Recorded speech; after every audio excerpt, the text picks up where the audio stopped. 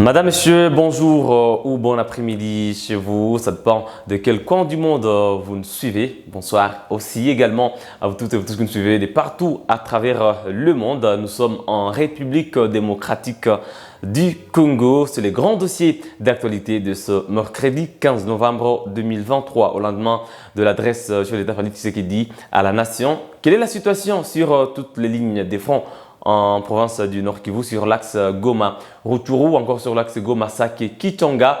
Tout savoir dans ce grand dossier d'actualité. Mesdames et messieurs, restez avec nous.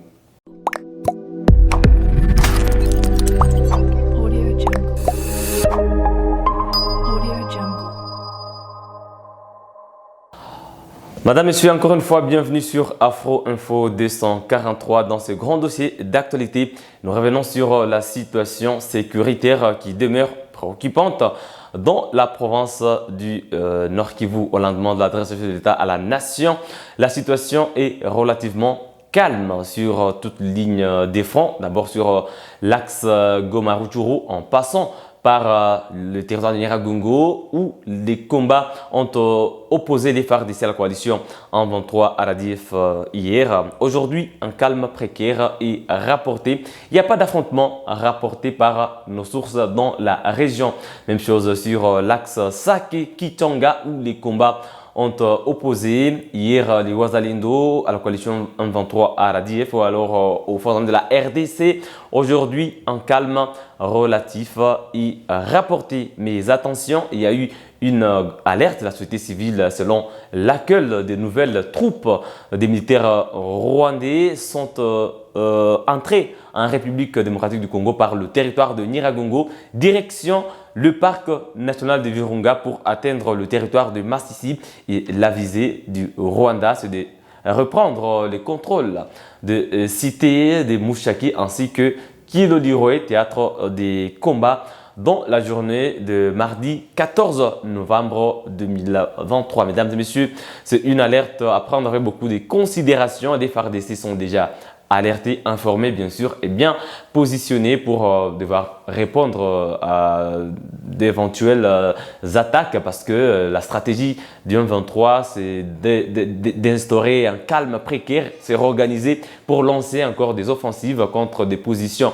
des FARDC ou encore des Wazalendo. C'est pourquoi la société civile et les mouvements citoyens demandent toujours aux FARDC de contre-attaquer le 1-23 à chaque fois qu'il y a des alertes, de lancer directement des combats, des attaques et de suivre les lignes de l'ennemi, se mettre sur suivre le chemin de l'ennemi quand il y a des alertes parce que des images circulent, des populations filment des colonnes des militaires rwandais qui se dirigent vers le territoire de Masisi. Selon en tout cas la vue de la société civile et de certains mouvements citoyens, il serait important à chaque fois que de telles images parviennent au FARDC de lancer directement des bombardements, pourquoi pas, ces colonnes par les avions des chasses des forces de la République démocratique du Congo pour ne pas se faire surprendre après par ce mouvement terroriste qui a toujours usé en tout cas du soutien du Rwanda pour devoir mener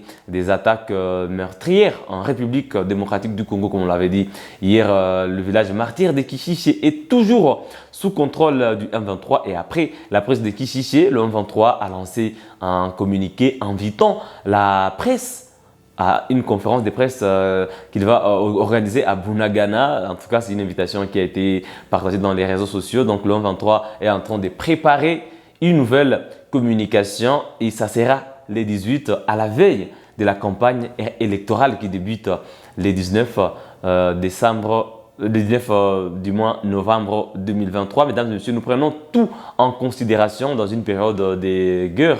Il faut prendre tout en considération, toutes les stratégies, les manœuvres de l'ennemi. Il faut en tout cas les savoir, c'est très important pour bien se positionner, pour mettre notre armée, les FARDC, au parfum de tout ce qui se passe afin qu'elle reste vigilante. C'est très important de savoir ce qui va se dire de ce côté-là, de savoir ce qui se passe, ce qui s'organise par l'ennemi. Bien sûr, l'armée a des services de renseignement, mais les meilleurs renseignants de l'armée, c'est aussi des populations congolaises locales qui sont sous emprise de l'armée rwandaise. À Kishishe, à Bambo, à Kiwanja, à Rutshuru, à Bunagana. Ce sont des populations congolaises, mesdames et messieurs, qui sont restées là-bas sous emprise de l'ennemi, qui reçoivent des ordres venant du M23. Donc, ce sont des populations qui peuvent aussi informer les FARDC sous anonymat parce que ce sont les populations-là qui nous informent, qui nous mettent à la page de tout ce qui se passe chaque jour. C'est pourquoi nous aussi, nous venons avec des informations exactes, correctes et vérifiées parce qu'elles viennent de la source. Voilà, mesdames et messieurs, donc aujourd'hui, nous sommes le mercredi 15 novembre 2023 et un calme précaire est rapporté sur toute la ligne des fronts. C'est temporel, comme je l'ai toujours dit.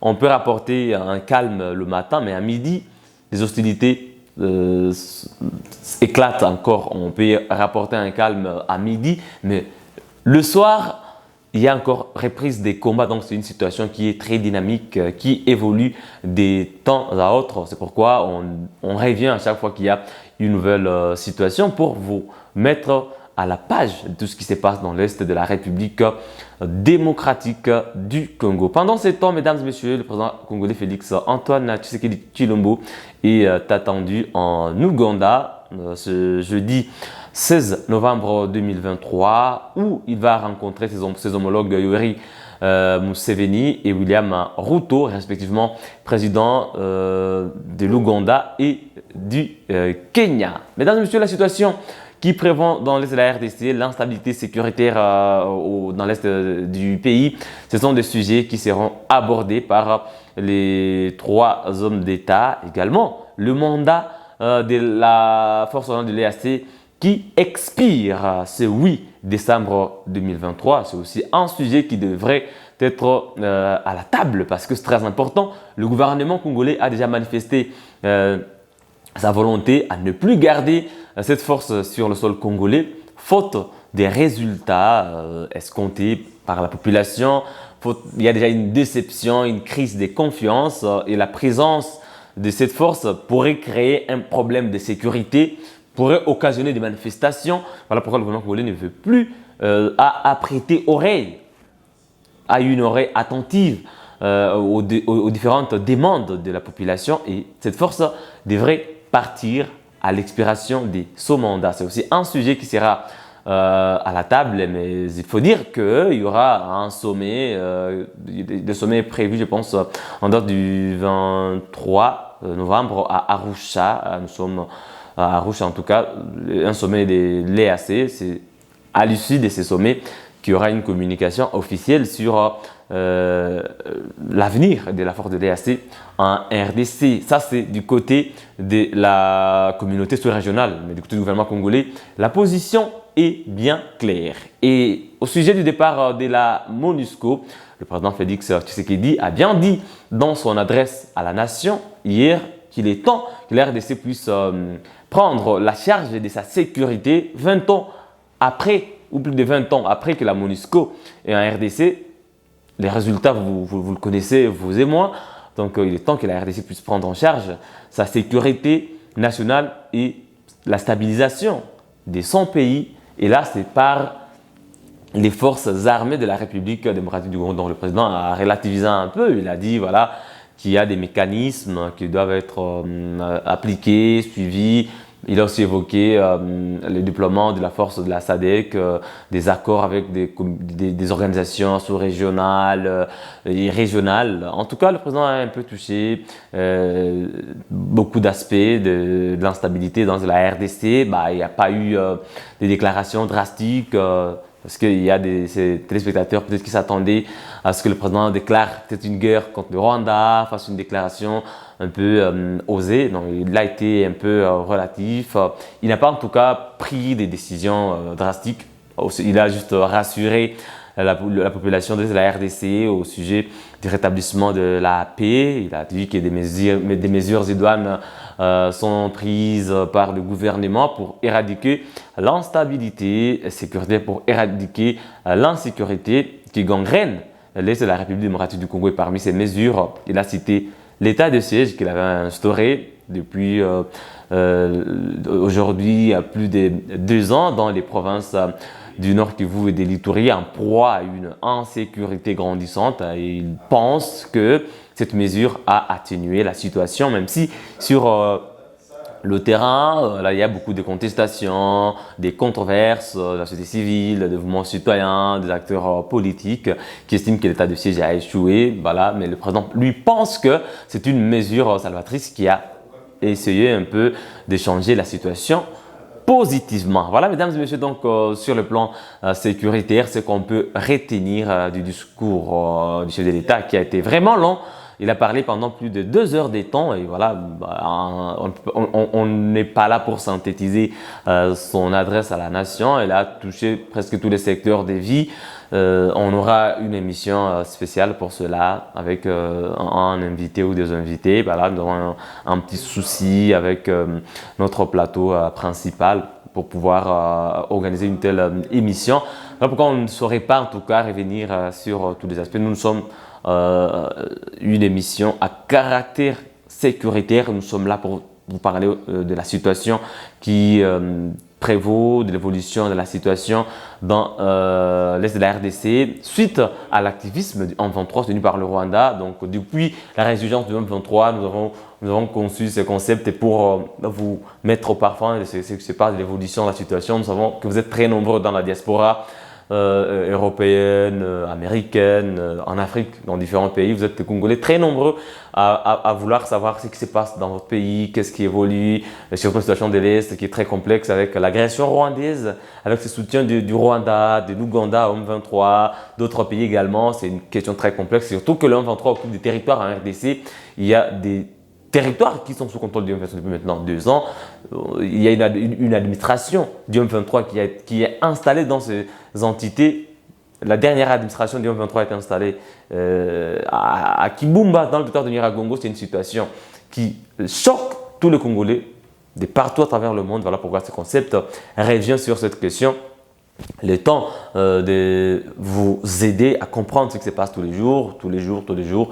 Et je pense que c'est très important. Mais voilà, au sujet de l'adresse à la nation sur l'État Tshisekedi, sur l'aspect sécuritaire, en tout cas, on n'a pas senti un changement dans son positionnement engagé. Il a dit ce qu'il a toujours dit parce que le président Tshisekedi a pris le courage depuis la résurgence du M23 de citer nommément le Rwanda comme pays agresseur. Il dénonce même du haut de la tribune des Nations Unies, devant ses homologues des communautés sous-régionales, régionales, devant toutes les instances, que ce soit à l'Union africaine, devant la SADC, l'EAC, les Nations Unies. Le président Félix Tshisekedi a toujours été clair au sujet de la guerre que mène le Rwanda en RDC sous le label du M23. Donc à ce sujet, nous savons tous ce qui se passe.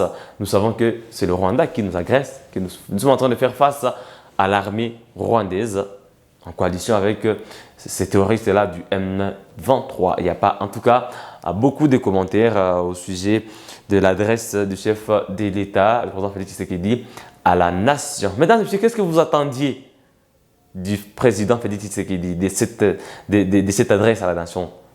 Qu'est-ce qu'il aurait pu dire dans son discours qu'il n'a pas dit au sujet de ce qui se passe dans l'Est de la RDC? Qu'est-ce que vous attendiez en tout cas de lui? Parce que c'est sa dernière adresse à la nation pour l'année 2023. Et on doit dire que c'est sa dernière adresse pour le premier mandat qui est en train de prendre fin parce que nous allons vers les élections. Donc s'il ne gagne pas le deuxième mandat, ça sera tout. Qu'est-ce que en tout cas vous attendiez de lui? Laissez-nous vos points de vue en commentaire, nous allons les exploiter pour notre prochaine émission qui va analyser en tout cas dans les moindres détails les discours sur l'État Félix-Antoine Tshisekedi à Tshilombo. Voilà, il a aussi parlé de Zaki, selon lui, qu'il faudrait la sauvegarder. Voilà, là c'est dans le cadre un peu de sa candidature à la présidence. Il pense qu'il y a eu beaucoup d'avancées dans d'autres secteurs, à part la sécurité, parce que là, on ne peut pas se voiler la face, ça ne va pas. Nous sommes en train d'aller aux élections, mais ça ne va pas. Dans le Nord Kivu, Kichang est toujours occupé, Rutshuru est toujours occupé, Kiwanja est toujours occupé, Bunagana est toujours occupé. Kibumba, au nord de Goma, une dizaine de kilomètres de Goma, est occupé. C'est grave. Donc, sur le plan sécuritaire, ça ne va pas. Ça ne va pas. Quels sont vos points de vue, mesdames et messieurs, au sujet de cette crise sécuritaire dans la RDC? Nous allons aux élections, bien sûr, mais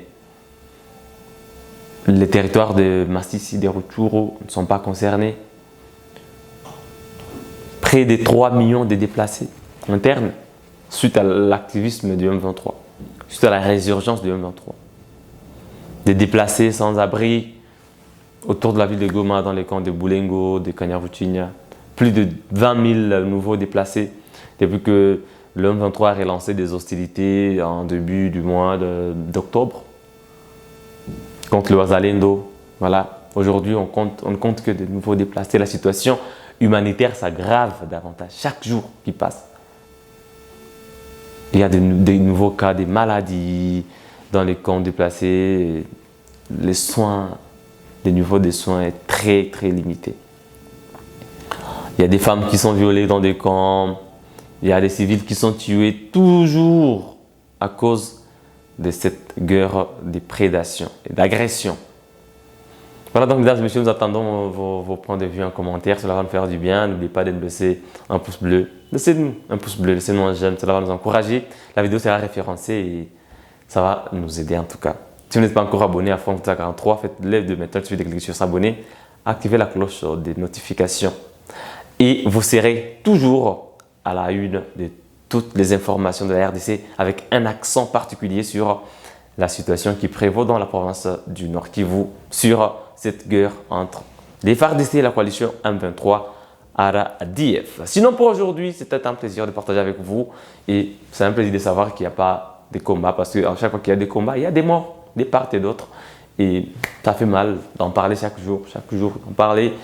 Kishishi est encore occupé, les plaies qui sont restées dans les cœurs des populations de Kishishi après le massacre de 2022 de plus de 100 personnes, les plaies qui étaient encore un peu sèches aujourd'hui. Ça fait encore mal de revoir les tueurs, les terroristes dans votre village après y avoir mené un tel massacre, mesdames et messieurs. Ça fait tellement mal aussi d'en parler chaque jour, de parler des morts, des atrocités, des déplacements de population. Ça fait mal, mais voilà, c'est notre devoir de vous informer. Mesdames et messieurs, voilà donc on se fixe un nouveau rendez-vous du grand dossier d'actualité. Portez-vous bien.